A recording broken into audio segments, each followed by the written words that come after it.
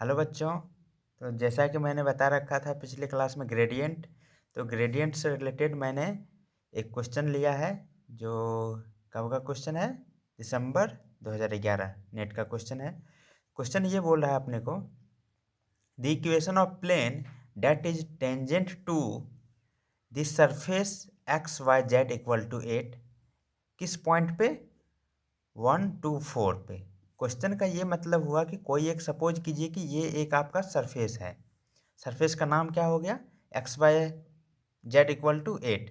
इस सरफेस पे, ये जो सरफेस है, इस सरफेस पे अपने को एक प्लेन है और वो कंडीशंस क्या है, ये जो प्लेन है ये इस सरफेस पे टेंजेंट है। ये जो एक्स वाई जेड प्लेन है, इस प्लेन पे, इस सरफेस पे ये प्लेन क्या है, टेंजेंट है। ठीक है, अपने को पता है क्या, अपने को पता है ग्रेडियंट होता क्या है। ग्रेडियंट ग्रेड फाई क्या होता है, नॉर्मल वेक्टर होता है।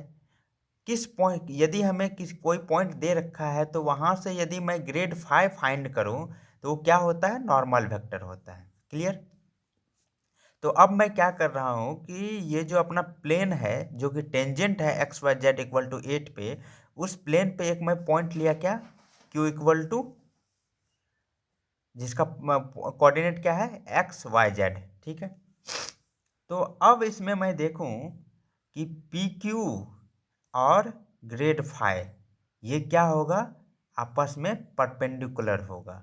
तो जब परपेंडिकुलर होता है तो डॉट प्रोडक्ट, ये क्या है, डॉट प्रोडक्ट। डॉट प्रोडक्ट क्या होगा अपना, डॉट प्रोडक्ट 0 हो जाएगा किस पॉइंट पे, 1 2 4 पे। ठीक है, तो अब मैं पहले पी क्यू फाइंड करूं।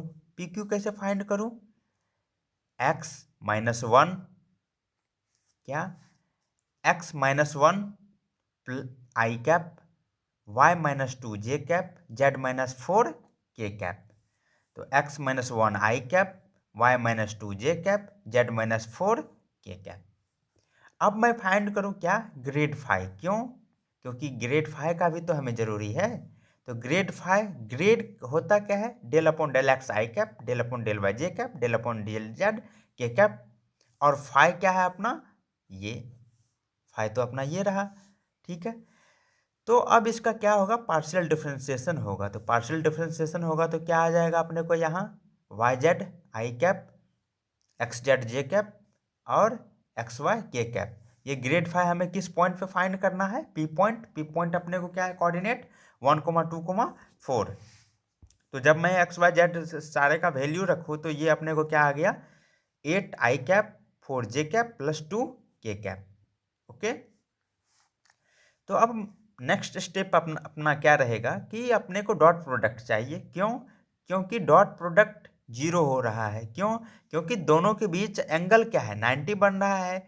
ये अपना क्या हो गया, x y z equal to 8 plane, और इस प्लेन पे या सरफेस, इस सरफेस पे एक प्लेन बन रहा है किस पॉइंट पे, पी पॉइंट पे। उसका कोऑर्डिनेट क्या है, 1 2 4। इस पॉइंट पे यदि मैं ग्रेड फाइंड करूं तो वो क्या होता है, ग्रेड फाई क्या होता है, नॉर्मल। और यहाँ मैंने एक क्या ले लिया था, ये पॉइंट ले लिया था क्यू, जो कि ये कितने डिग्री एंगल बना रहा है, 90 डिग्री। इसलिए डॉट प्रोडक्ट क्या होगा, 0 होगा। क्यों, क्योंकि ये जो प्लेन है, प्लेन प्लेन ही क्या है, टेंजेंट है इस सरफेस पे। तो इस सरफेस पे कोई भी पॉइंट मैं लूँ, इस प्लेन, ये जो प्लेन है, इस प्लेन पे कोई भी पॉइंट लूँ तो वो क्या होगा, टेंजेंट ही होगा ना। ठीक है, तो पी क्यू वेक्टर ये हो गया और अपना डेल फाई ये हो गया।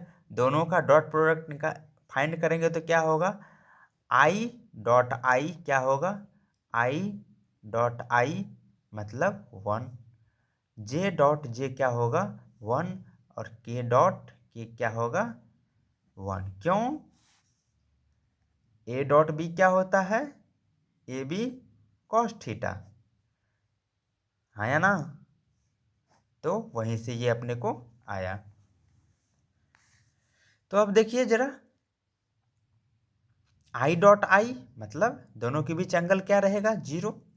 तो कॉस 0 कितना होता है, 1, इसलिए यहाँ ए बी होगा। और ए का वैल्यू आई और बी का वैल्यू आई, दोनों यूनिट वेक्टर है, इसलिए यहाँ पे वैल्यू कितना आ रहा है, 1 आ रहा है। तो 8x into 1 plus 4y into 2 y minus 2 plus 2z-4 equal to 0। तो ये सॉल्व करने के बाद अपना आंसर क्या आ रहा है, 4x plus 2y plus z equal to 12। तो अपना ऑप्शन क्या हो जाएगा, करेक्ट ऑप्शन, ऑप्शन बी।